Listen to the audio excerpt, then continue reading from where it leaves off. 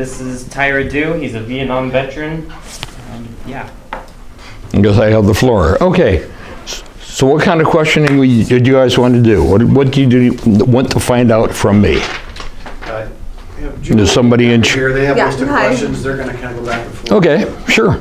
So first we're just going to start with some basic questions, like when you enlisted and where were you living at the time? Okay, well, let's see. If it started out with I didn't enlist. I was a college student that got drafted. Came home one day and discovered I had a letter from the President of the United States inviting me to go ahead and join up. My folks basically had the attitude of, we will go ahead and back you whatever you want to do. And I said, you raised me better than that. I'm going. So, you know, that's what ended up happening. I was going to Cabrillo College at the time in Aptos, California. And I basically was a hot rodder and a surfer. And basically I was studying cultural anthropology and also graphic arts, graphic designer. Yes? I just wanted to ask how you spell your name. Excuse me? I just wanted to ask how you spell your name. First name Ty, T-Y, last name R-A-D-D-U-E. Thank you. Okay? What branch did you join? Excuse me? What branch did you join? Army? Yeah. And why did you pick that? I didn't. I was drafted, so no, that's where I ended up, was at Fort Lewis, Washington, for basic training, and then I was at Fort Polk, Louisiana for when they called it Tigerland, which was the introduction to Vietnam. And the next thing I knew, I was it was June 14th, 1968, and I was in Cameron Bay, not knowing what unit I was going to be assigned to or where I was going to be or what exactly I'd be doing. And how was that in the beginning? In the beginning? Well, you can imagine as nervous as you would possibly be at 20 years of age, all of a sudden in a foreign country in 115-degree heat, and you know, not knowing what kind of unit you're going to be sent to. You know, your infantry, because that's what your training had been. But that's about it, you know. Then you get your get assignment to your unit, and your first helicopter ride out into the middle of nowhere. You know, and you get to find out who you're with, and hopefully they're not right in the middle of a battle at that moment as you get your feet on the ground. Because we went ahead and we got shot at almost every day. So what was your boot camp and what was the training experiences like? Well, like I said, it was that was up at Fort Lewis, Washington. It was where I went ahead and took basic, and it was just your typical Army basic training. Lots of hiking, you know, lots of nice outdoorsy stuff. Horrible barracks. You know, there was spinal meningitis was running around on the post at that time, and a lot of guys were coming down with spinal meningitis. Then I got I was supposed to have a 2-week leave, and that didn't happen, and I ended up at Fort Polk, Louisiana for my AIT training, which is basically, here I was in the swamps of Louisiana, learning what it was like to be wet all the time, which was good training for Vietnam. And then just for the record, where exactly did you go? I ended up at the Pleiku Kon Tum Bambi Tuit section of the Central Highlands, right along both the Laotian and the Cambodian border. So it was heavy mountains, rice paddies, a lot of thick jungle. If you can picture heavy-duty mountains covered in jungle, that's what I was in most of the time. And my area of operation also extended across into Laos and Cambodia. So when you first arrived there, like your first couple days, what were the differences between here and there? First couple of days we were just learning how the unit operated.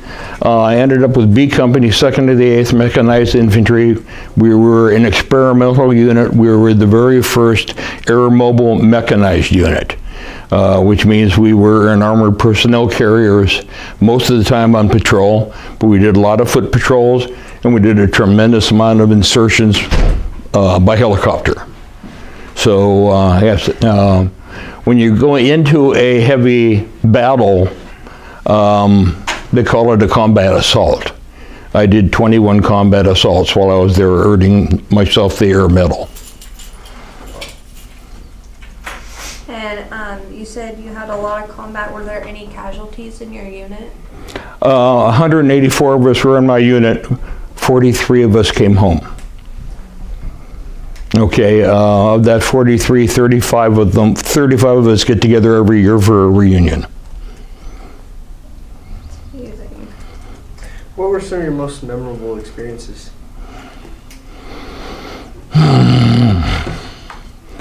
The day I got bayoneted. I was on patrol over the border. We ran what are called LRP missions. I don't know if any of you guys know what LRPs are. It's Long Range Reconnaissance Patrol. We called them 3- and 4-man suicide squads. And we ran reconnaissance into what we called Indian territory, enemy-held territory, trying to go ahead and get information, trying not to be seen. Some of the missions across the line, we didn't use American equipment. We went with no dog tags. We went using Swedish weapons predominantly for those kind of missions. We had run across, 3 of us had run across a small rocket complex on the side of a mountain. And we thought it was kind of odd that there didn't seem to be anybody there. We finally discovered there were a few people that were guarding the place. We engaged them. The 2 guys that were with me didn't make it. I thought the battle was over, and I turned around and discovered that there was a spider hole near me. Guy popped up out of the spider hole, aimed his AK-47 right at my abdomen from 2.5 feet away, pulled the trigger, and his bolt went click. I ended the fight real quick. And basically, at that point, I'd been impaled from here to here. I used our medical kits, sold myself up, and did escape and evasion for the next 7 days to get back to my unit.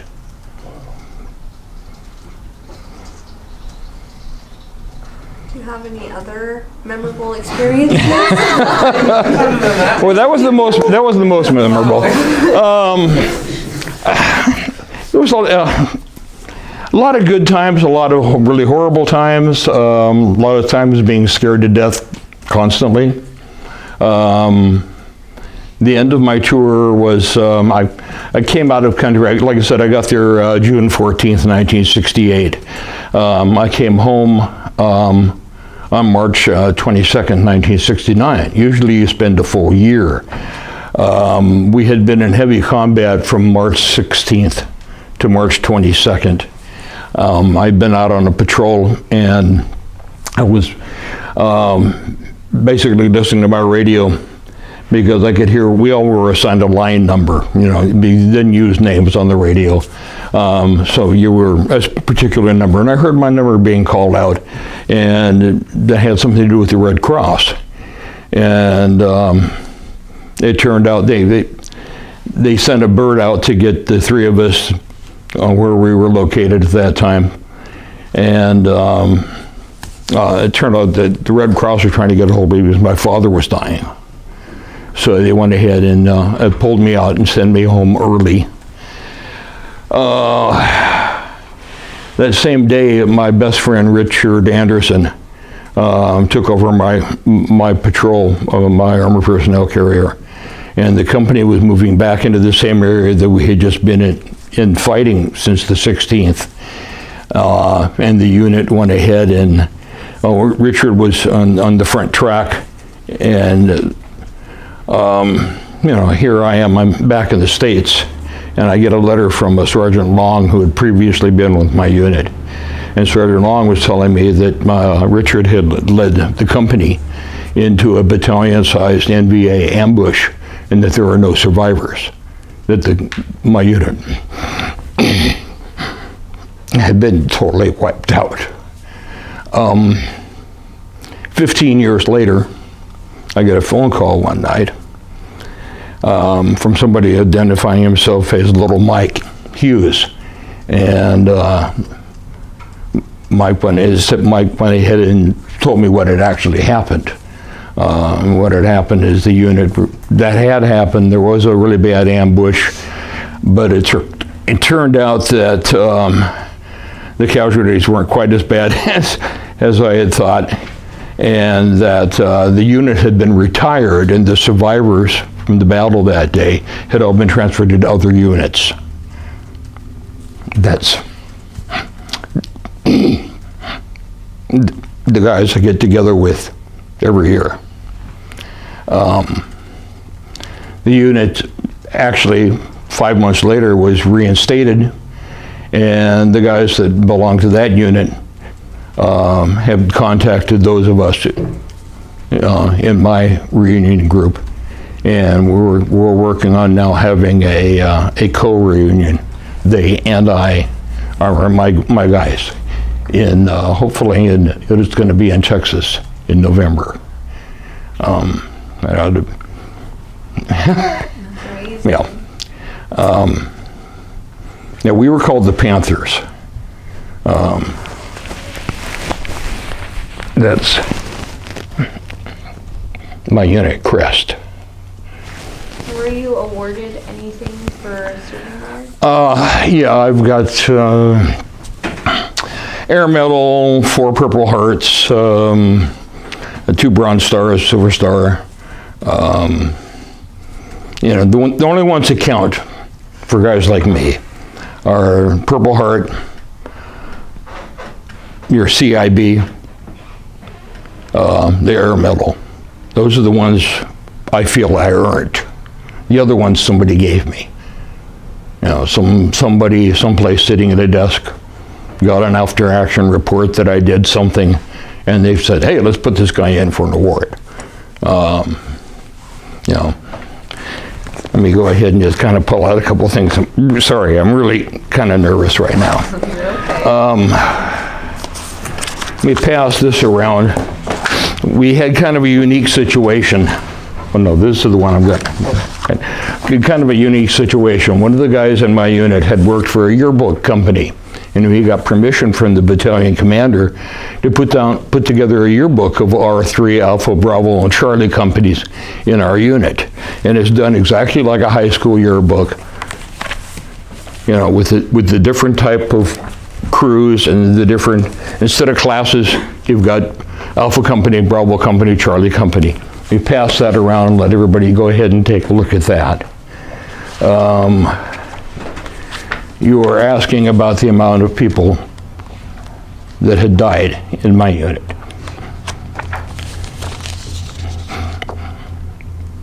That's the total list. Many hundreds, because there was over a 3-year period of time. And in Vietnam, unlike units today, where a whole unit trains together and goes over together, and they stay together and they come home together. We went over as individuals.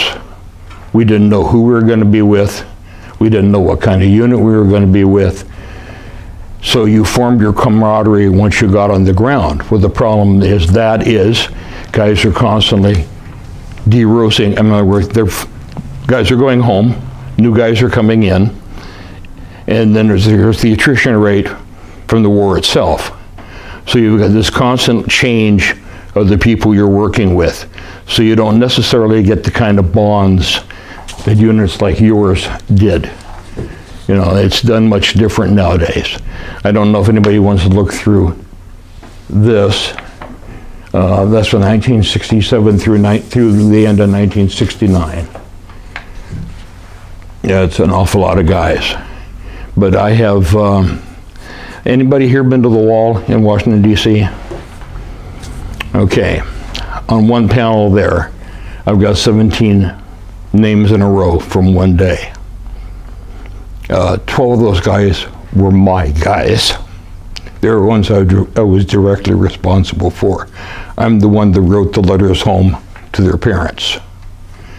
And for this kind of service, I get to come home and got reassigned to Fort Ord, California as a drill sergeant. And in my spare time between training cycles, I got to do burial details. And it kind of puts a little chink in your mental armor. Any more questions? Sorry, I just get an idea and kind of run with it. So That's perfect. So when you were over there, how did you keep in touch with your family? When you were over there, how did you keep in touch with your family? Letters.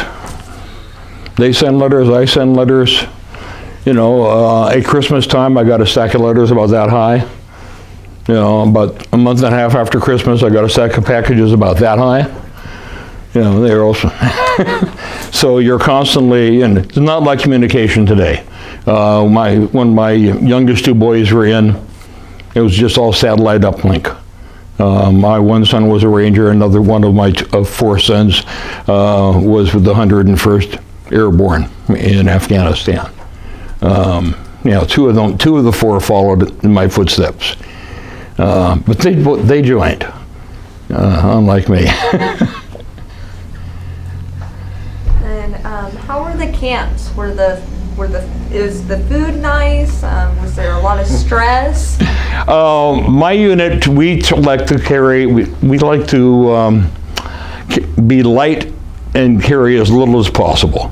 LURP rations were brand new. Freeze-dried food is most of what we got. We're supposed to be getting 2 hot meals a day brought out by helicopter.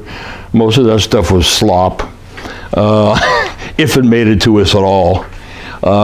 So we ate a lot of LURP rations, you know, and we did a lot of hunting. I was in an area that had a lot of deer. We had, of course, were hunted. We had a lot of tigers. If you guys ever, in fact, you noted my last name and my first name, please go ahead and look me up on Facebook. Okay, just go to my photo album section on Facebook. I've got almost 300 photographs that I took. I carried a Canon QL19 camera with me, and whenever possible, I took photos. So, you know, please go ahead and take a look at that. I already told your teacher if you want to use any of those photographs, they're free for you to go ahead and copy off and use any way you'd like. Next question. So when you had downtime, how did you entertain yourself? Hmm? When you had downtime, how did you entertain yourself? We didn't have downtime.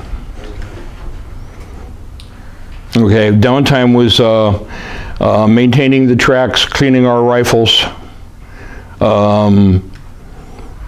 Usually, okay, in my squad was 12 guys.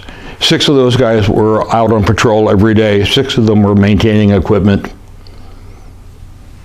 That'd be, you know, if it was a good week. If it was a bad week, all 12 of us were out on patrol. We took sniper fire almost every day. There were no safe zones. The only time I made it into a base camp for anything on the way back, we went in for a beer and soda resupply in an armored personnel carrier. We drove across a nice little wooden bridge. It was basically logs packed with mud. And we got across, went into, I think it was the Oasis forward fire support base, picked up our load of beer and soda, came back across the same bridge, ran over a 500-pound bomb and blew the whole bottom out of the armored personnel carrier. I'd been sleeping on top of the beer in the cargo hold of the APC, and I found myself in a tree. Little Mike had been behind the machine gun. He found himself in the creek, and the driver was killed. Sorry, is this yours? Is this your Facebook account? Yep. Okay, cool. Yeah. Go ahead and go to the photo album section. Okay. Yeah, keep passing the album around. If you have any questions about anything specifically, please feel free to ask. Was there anything you did every day for good luck? Any kind of... I took photographs, I wrote home, wrote to friends, just tried to, a lot of joking around, a lot of, get a bunch of guys together.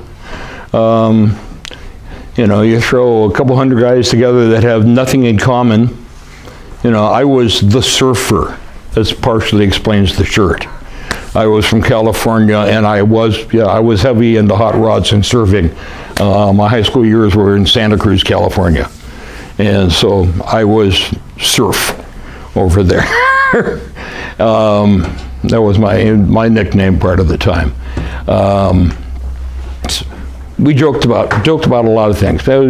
War humor is most likely not really funny to the general public, but when you're in a combat circumstance continually, it's amazing what you can find to make fun of and what kind of goofy things you can end up doing, even in the middle of a firefight. So what did you do when you were on leave? I was supposed to, somehow I ended up with, and it was only married guys, it ended up supposedly going to Hawaii. I put in for my R&R, and I got Hawaii. I'm going, what the heck? Okay. I didn't even have a girlfriend. So I went ahead and got on the plane, got to Hawaii. They tell you with Fort DeRussy exactly what not to do, things you're not supposed to do, like you're not supposed to go buy civilian clothes, go out to the airport and hop on a plane and go home. So of course I went ahead and went to a clothing store, got some civilian clothes, hopped on a plane and to San Francisco. Called my brother in Marin County, and he picked me up, and I spent the next 2 weeks at home. Surfing, doing things. My girlfriend came out, my pen pal came out from Florida State University where she was, and we ended up getting engaged. And I ended up going back to Hawaii and then back to Vietnam.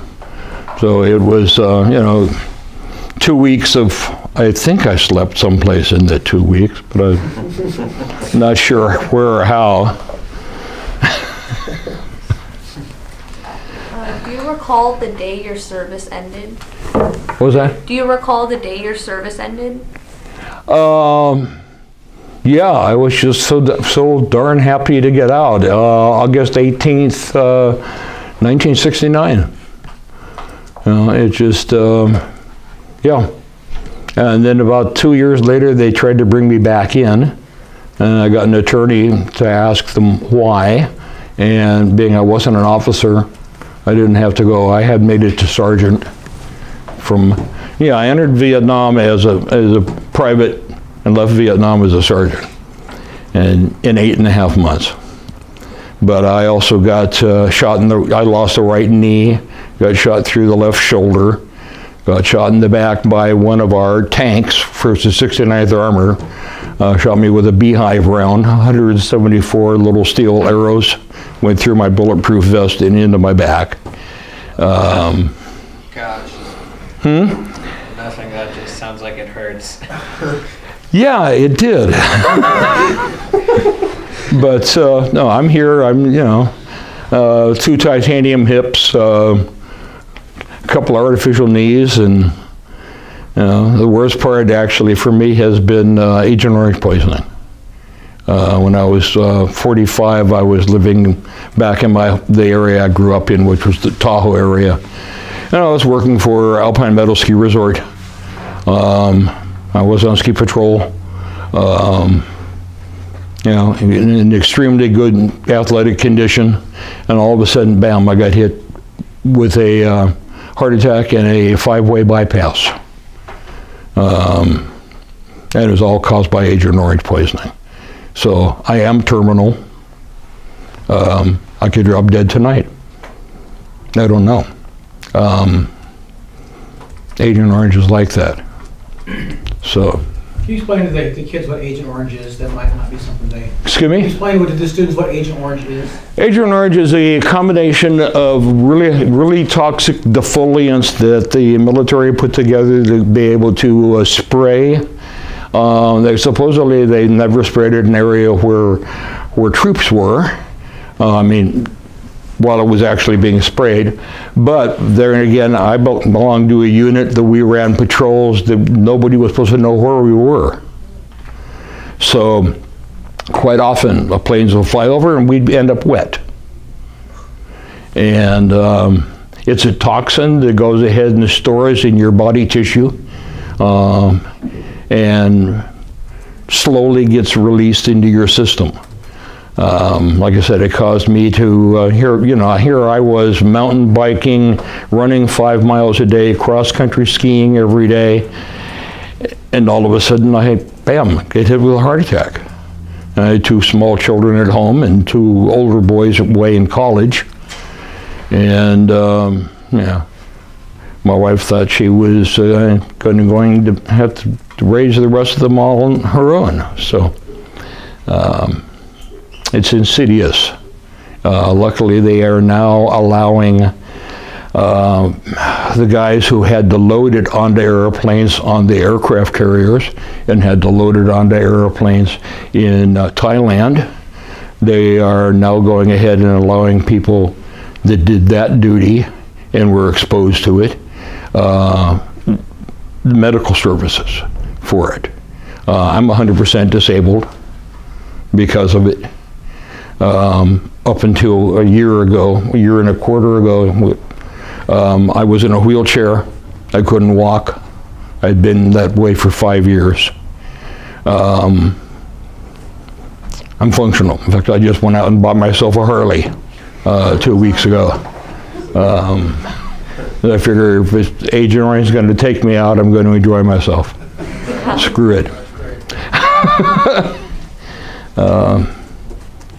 So, upon many Vietnam veterans return, they received harsh treatment by the public. Did you receive any of harsh treatment? Yeah, it was horrible. I got spit on in the airport in San Francisco when I came back the final time.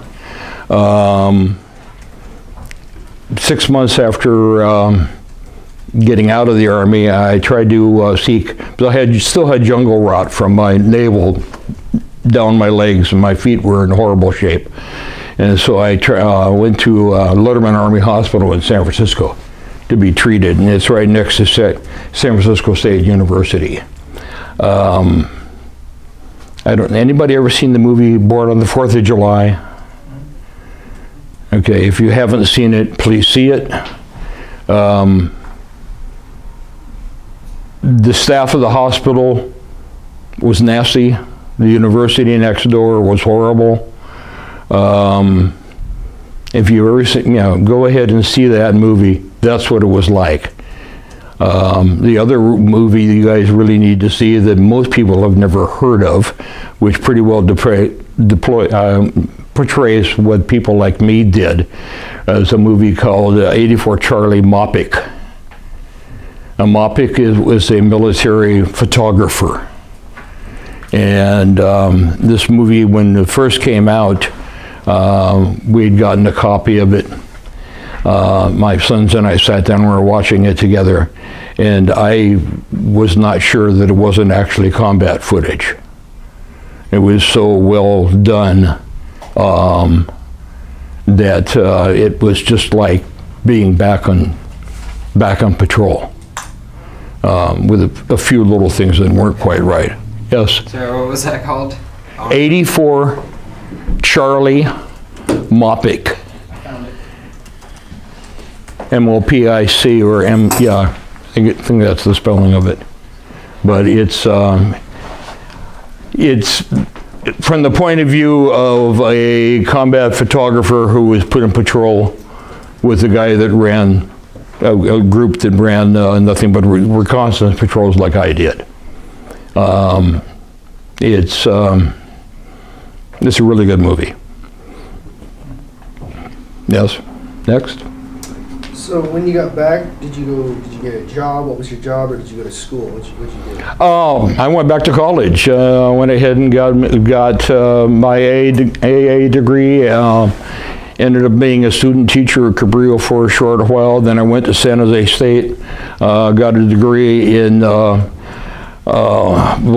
Well, I got one in design, and the other one is in anthropology, which is one of the reasons I kind of think I ended up in the unit I was in. Is I've been taking cultural anthropology courses, and so I spend a lot of time. My unit spent a lot of time with Mountain Yard villages in the Central Highlands of Vietnam. We did spend a lot of time in the villages, working with the village chiefs, doing medical, what they called med caps for the villagers. You know, we basically operated a lot like a special forces unit. Long Range Reconnaissance Patrol comes under the cap of special operations. Even though we were standard Army, there were long range reconnaissance. The ones really actually called LRPs are all Rangers, and I was there before the Rangers. When the Rangers were stateside being trained, my unit was going ahead. 4th Division was running the kind of patrols that the Rangers eventually ended up running once they finally were sent to Vietnam. So we were kind of doing it first and learning what it was like in the jungles to do that kind of, an awful lot of close working with the Mountain Yards and also with the Laotian tribal members and Cambodian tribal members. What was that experience like? Well, I guess my whole life has been based on it in one way or another. I mean, it's like I said, I turned 21 in Vietnam. My youngest boy turned 21 in Afghanistan. You know, it's kind of hard to describe. You know. Yeah. Have you returned? Have you gone back to Vietnam since you left? Actually, my youngest son right now is working for the Army as a Black Hawk mechanic in Japan. He's not in the Army. He's a civilian. Sure. We are planning on hopefully next summer doing a trip of all 4 of my sons, and we were thinking about going over and renting 4 motorcycles and seeing if we can get permission of the Vietnamese government to go into the areas that I served in, because it's going to be way outside of where tourists normally go. Wouldn't that be something? Yeah. How do you feel about that emotionally? Returning to a place that was so. Up to a year ago, I was dead set against it. Okay. I'm now 70.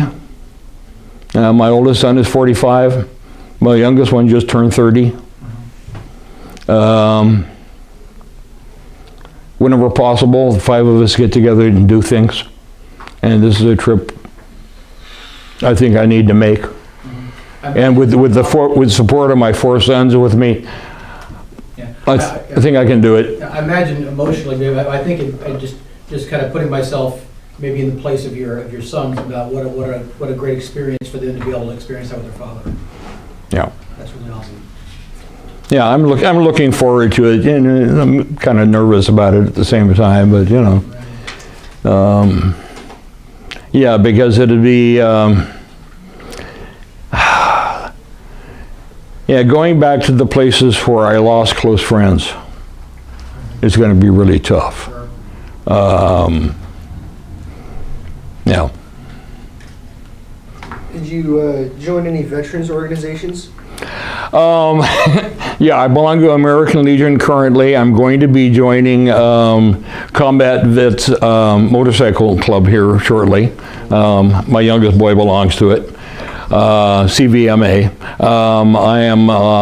I started a Vietnam Veterans of America post in San Jose, California, because I had gone to what was called a vet center at the time, run by an organization out of Palo Alto. And I went in to try to, this is right after Mike called me and let me know that we actually had survivors. I was having a hard time dealing with things. And I went in there seeking help, and the vet center told me that my unit didn't exist, that I was lying about my service, that I actually wasn't a Vietnam vet. And I looked at this guy and I can't tell you what I told him. Anyway, so I went out and I started, Vietnam Veterans of America was just starting up, so I started chapter, I think it was 105, in San Jose, California, and then later on I moved back to my hometown of Truckee, California, and I started a VFW post there.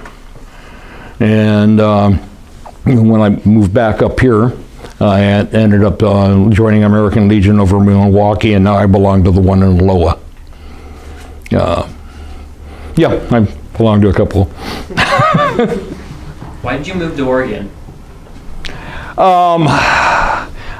I originally moved up here with my second wife and started a winery in Silverton. I put in a vineyard. I didn't realize I married an alcoholic. I found out real quick. That marriage didn't last but 5.5 years. I moved back up here again. Went to work for Tektronix. Ran across met my third wife there. We ended up moving back down to California for a while. I worked for a cyanoacrylate company down there, and then I worked for NASA for a long period of time. I worked with the space shuttle. I was in charge of air neutral upper stage motors on the shuttle. And got a hankering to move back to my hometown, and did that for 5 years, and just sat and watched my kids grow. Stockpiled some cash and just sat back and was a ski bum for 5 years. And that's when I had my heart attack. And then when I started Altusierra Designs, which is a architectural company where I was doing solar design and designing all kinds of different homes in the Tahoe area, working with engineers. Then my wife started a decorating den, which is an interior design business, and we ran that for a number of years and moved back up here because she got a high-tech job here again, and I started Striking Graphics and Embroidery, which is the company I'm now in the process of selling. So. Done a lot of different strange things. About 50% of my life I've been self-employed. So my Social Security payment is very small. But luckily I have the Agent Orange payments coming in every month. And how many jobs did you have after you got out of the military? Oh, I did. I don't know. All kinds of things. I think I just hit the main ones there. Okay. Helped develop super glue for Sumitomo Chemical. That was one of the things. I also managed a powder coating plant in Milpitas, California for a while called Welded Wire Wall Corporation. I'm kind of a self-taught jack of all trades, master of whatever I put my mind to. So.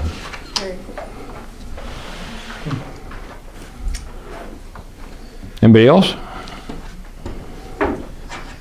When you first went into the Army, was there like any friends that went with you? When you first went into the Army, was there like any of your friends that you previously had that went with you? No. When I got drafted, my friends all panicked back in Santa Cruz. It's amazing how many of them decided they'd better join the Air Force or the Navy real quick, because they didn't want to end up going where I was going to be going. No, I was the first of my friends to go in. I had one friend that had been in the Seabees, and he'd done a tour in Vietnam, but he spent all of his time working with ships and things in the port when he was in Vietnam. But no. And then after you got out, you said that you worked as a drill sergeant. How long did you do that for? I did it for 2.5 training cycles, which is each one's eight weeks long. And it's that that last one. All of a sudden they said, "Okay, you can get out now," and I said, "Okay, bye." I'm happy to leave. Thank you very much. Now I want to figure out what I'm going to be for the rest of my life. Yeah. And that was down at Fort Ord? That was a Fort Ord, yeah. Which was, I got, like I said, my dad was dying, so I got a compassionate reassignment so I could live at home and take care of my mother. It was 42 miles from Santa Cruz to Fort Ord, so I just commuted. They had so many of us, they didn't really need us. You know, I worked like 2.5 to 4 hours a day. I did the 5-mile marches and the rifle training and the early morning PT at 6 a.m. and that kind of stuff, and then I was off the rest of the day. And then, like I said, between training cycles, I did burial details all over California, which was tough. That was almost like being back in Nam. Now I'm having to deal with the bereaved family members. You know. Is there anything else that you find important that you'd like to add? I could talk about this for a couple of days. Perfect. No, I'm seriously. It is so much different now than it was then with the all-volunteer military. Any of you guys that are thinking about going into the military, it's an entirely different world than what I experienced. I grew up in the generation that was right behind the Second World War generation, who was right behind the First World War generation. Okay, where the whole country, First World War, Second World War, the whole country was behind the effort. Okay, in my case, the country wasn't behind the effort, but those of us who grew up thinking that Mayberry was the normal, and that if the military called, you should go. You know, it's like my folks said that you'd back me if I wanted to go to Canada. And I said, no, you raised me better than that. You know, I'm an American, I'm supposed to go. I've been drafted, so I'm going. Didn't think twice about it. Like I said, my friends all panicked and they did the opposite. But there again, I was, you know, I grew up in small town America. You know, and the feeling was a lot different. And for a lot of you guys now, it's kind of like back to that again, which is good. But so in the late 60s and early 70s with the draft, a lot of it went across line. There's a lot of along racial lines and that type of thing. How were the race relations in your unit? in Vietnam, I did not witness any race problems in any way whatsoever. As a drill sergeant at Fort Ord, a buddy of mine, Jerry McClory, was a DI at the same time I was. Jerry was in units where there were draftees out of the Chicago, Michigan, Ohio ghettos. An awful lot of the draftees of that type were draftees because the judge said, you're either going to go in the Army, you're going to go in the Marine Corps, or you're going to go to prison. Pick one. Right. Okay. Those basic training units, the DIs had such loose control over them that they were even allowed to give the Black Power salute instead of saluting properly. They were allowed to do this. I was abhorred, the attitude. But they were draftees from people from, you know, were challenging everything at that moment.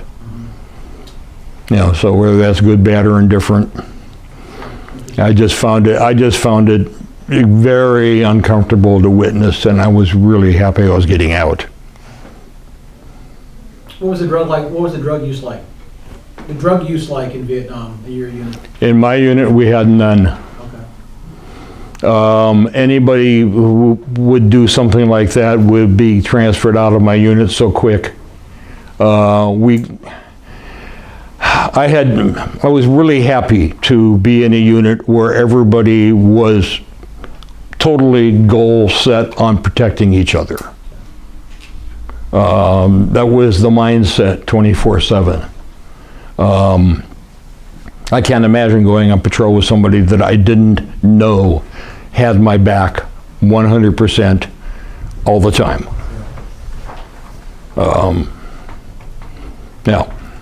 No, we had no drug use. I don't know.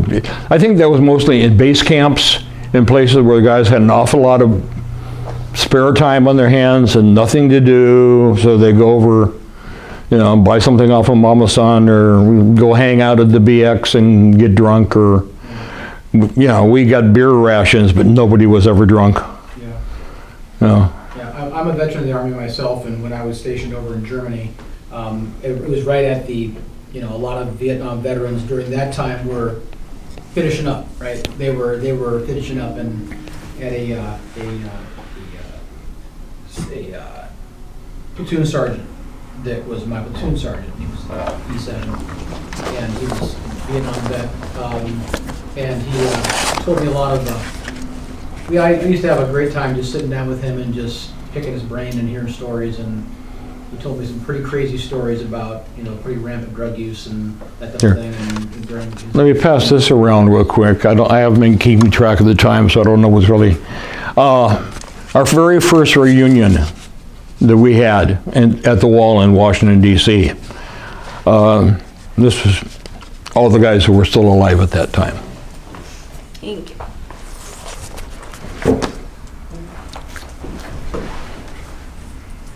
If you guys ever have an opportunity in your life to go to the wall in D.C., it is incredibly moving and something that is absolutely nuts. Now, being I couldn't bring any firearms in, I did go ahead and bring in the knife that I carried over there. That'll do it. That was my everyday all-purpose utensil, whether it's cutting down trees or getting into hand-to-hand combat. A friend of mine sent it to me from Santa Cruz. He had found the blade someplace, and he went ahead and put the hilt on it. And want to pass that around too? Anybody want to? The last time I did one of these was at a college down in Flamanoma. Yeah, down there probably 8-10 years ago, and at that time I brought in a bunch of semi-automatic weapons, but I didn't think that was a good idea today. Yeah, I agree.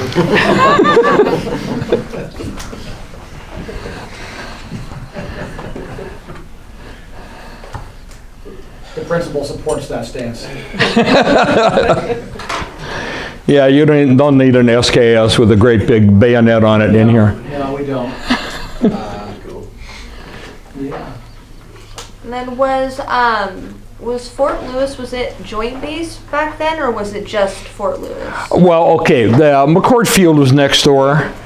They call it a joint base now because they basically got rid of the fence between the two. But, other than that, it's the same thing as it was then, with much nicer barracks today.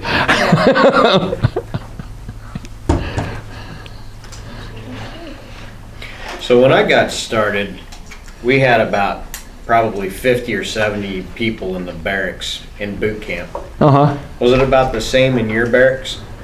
Yeah, basically, what was it? That was about it. 2-story barracks. Mm-hmm. Yeah. And nobody walked down the center aisle. Yeah. Yeah. Yeah. When I went through at Fort Sill, it was just we were one of the last two groups that went through with the old Vietnam World War II barracks. Oh, so you had the old wooden barracks. I did, yes. Yeah, that's what I had at both Fort Polk and at Fort Lewis. And they were just opening up what at Fort Sill they call Hollywood, which was the brand new barracks. Unfortunately, I didn't get a chance to experience those, but those were interesting. Yeah. When you're in Fort Sill, it's 115 degrees outside and you got no air conditioning, it's little swamp coolers, That sounds rather familiar. good times. Oh, and this, for me, this is not a hostile position. I mean, some people think this body language is hostile, but no, this is me in my comfort zone. So, oh man, come on, there's a whole bunch of you here. No more questions? Yes. Like, what do you want us to take away from all this? Boy. Listen to people like me about my experience and not what you find in your history books. I guess that's you make up your own mind, do your own thinking. It appears, talking to my four sons, like I said, my youngest is 30 and my oldest is 45. The history books, it's amazing what they stopped putting in them about the Vietnam War in each of the different stages there. You know, just less and less and less information. You know, there's a lot of documentaries that are out there. A lot of them are slanted one way or another. Most of them slanted against the war. Like I said, C-84 Charlie Moppick. It might be a little hard to find. My own copy of it was actually printed in China. I had a hard time finding one. It'll give you a real good idea of what it was really like on the ground. You know, and of course the movie about Hal Moore and we were heroes. You know, it was a fantastic movie. That was before my time in Vietnam, but I have fought on exactly the same ground, in the same valley.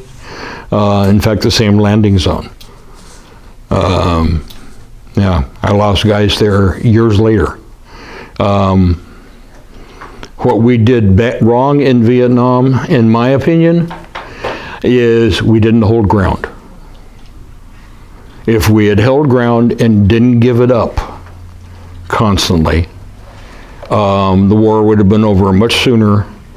We would have probably had a tremendously different ending. And we wouldn't still have 500 some missing POWs. You know, that's one of the things I did over there was my unit, we were out looking for POW camps because there were guys in my area that were kept in cages. And, you know, while they were moving them from one location to another. The POW mission is extremely important to me. Even with my company here, Striking Graphics and Embroidery, I made and donated shirts constantly, clothing to the guys in the different groups. Mostly headed up by the Marines right now out of Hawaii that are still out looking for the remains of POWs. Yeah, it's a mission I still support because you know, we left a lot of guys behind. Our politicians did a lot of things wrong at the end of the war. We did not get our men back. The ones that came out of Hanoi and a couple of the other smaller camps, the press made a big deal out of, but there were an awful lot we left behind. And there's people in our government that destroyed their records, destroyed photographs of their whereabouts and information. And that is the crime of Vietnam. How many men were left behind? At least 500. Okay. Possibly more. If you count some that got left behind from from Korea, and actually some from that the Russians took during the Second World War and sent to camps in Siberia, it's probably closer to 1,500 total. But the North Vietnamese sold POWs to Korea.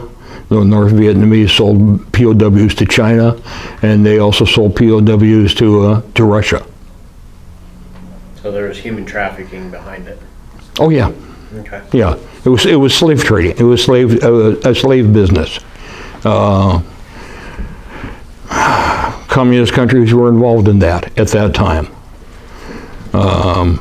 North Vietnamese had East German and Russian special forces working with them in my area. We called them long shadows.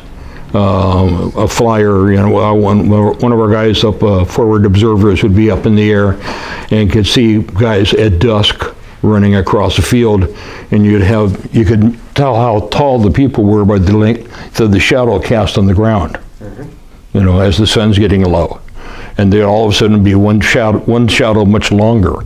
Well, that's either going to be a Chinese special forces operator, a Russian, or an East German. So those are people we were looking for in my unit to assassinate, if we could. Get rid of them. But they have bounties on our heads too. Yes.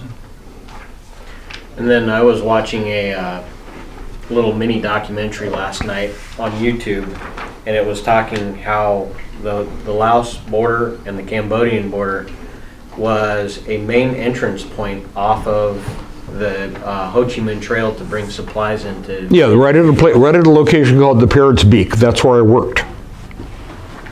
That's where I worked, right at the Parrot's Beak. And you were. It was, yeah, I worked Laos camp. I worked Kontum, Pleiku, Bami Tuat, and just right in that area is where the three countries come together. And so sometimes, you know, I'd be chasing somebody into Cambodia, and then by the time I came back to my unit, I'd have to cross through Laos to get there. But of course, I didn't say that because I wasn't there.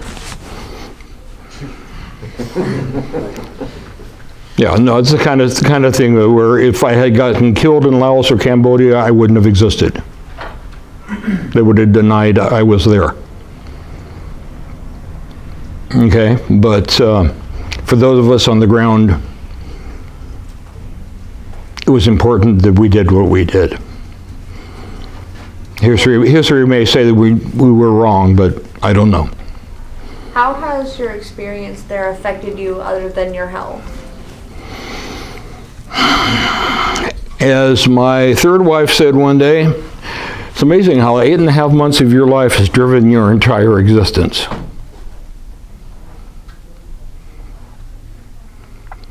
Everything I've done since Vietnam has been based on what I did in Vietnam. I can't escape it. My third wife was a wonderful, she died January of last year. We've been married 35 and a half years. And she was my angel. She brought me home from Nam.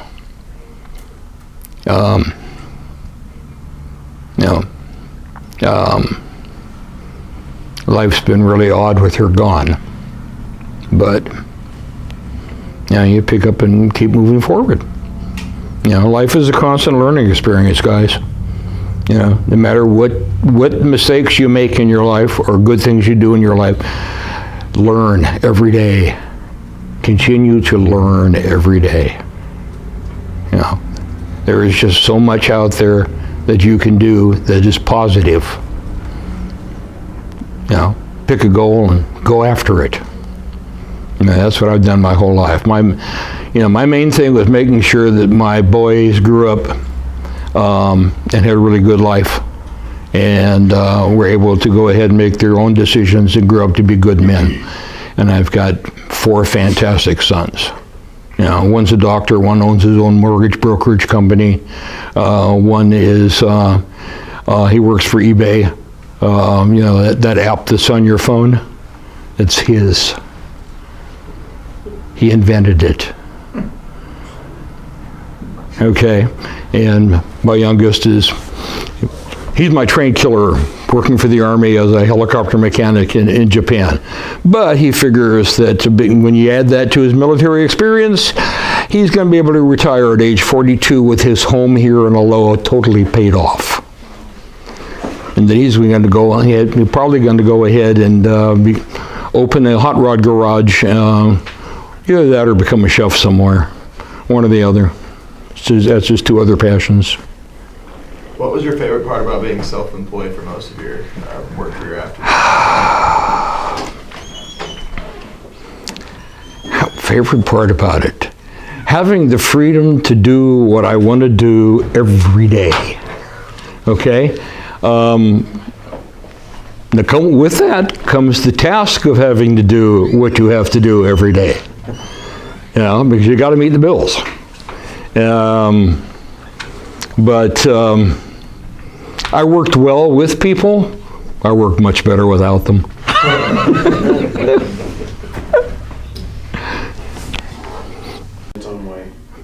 Well, Vietnam, no two guys have the same story to tell.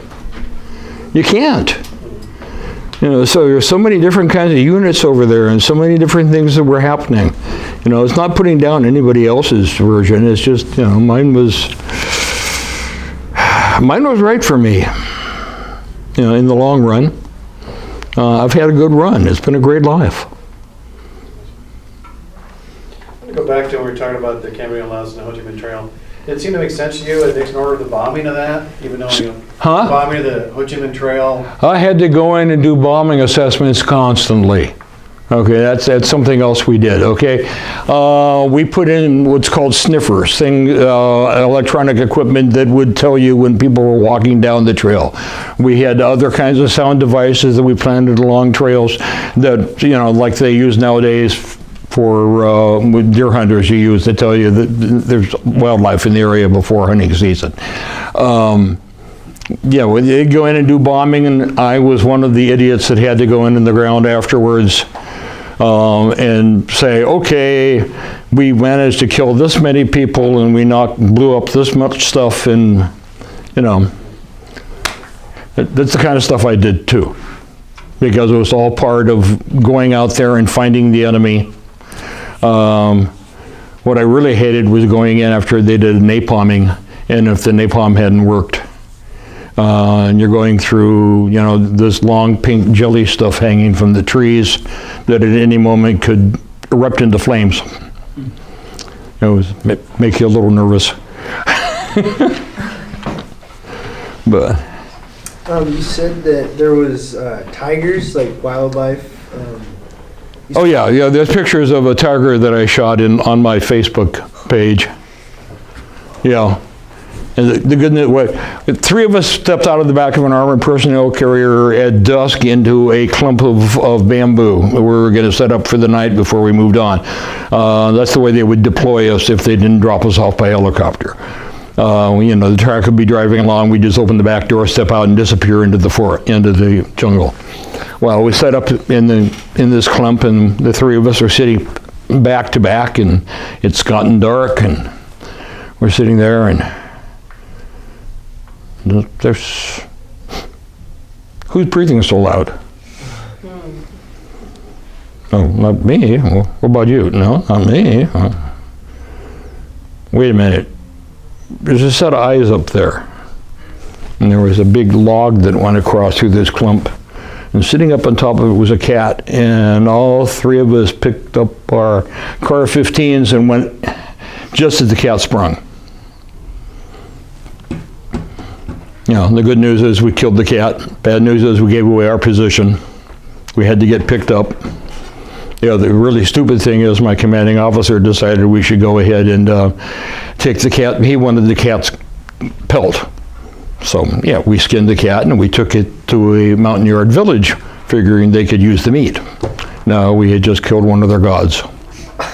They weren't happy with us.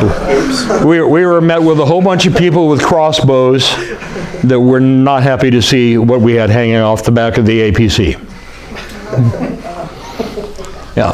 A little bit of a culture. War humor is strange. You can't make it up. It happens on the spot. Anything else? So you made your shirt, is my understanding. You made your shirt, No, not this one. not that one? No, this one I bought. I saw it on Facebook one day and just had to have it. Going, hey. Okay. Like I said, I'm an old surfer. Anything else, guys? Are we done? Well, we can't thank you enough, not only for your service, but also for coming in here and sharing your story, and we're honored to preserve that. So we want to get like a group picture here. Yeah, I'd love to get a group picture, and I'll post it on your Facebook page. Oh, okay, cool.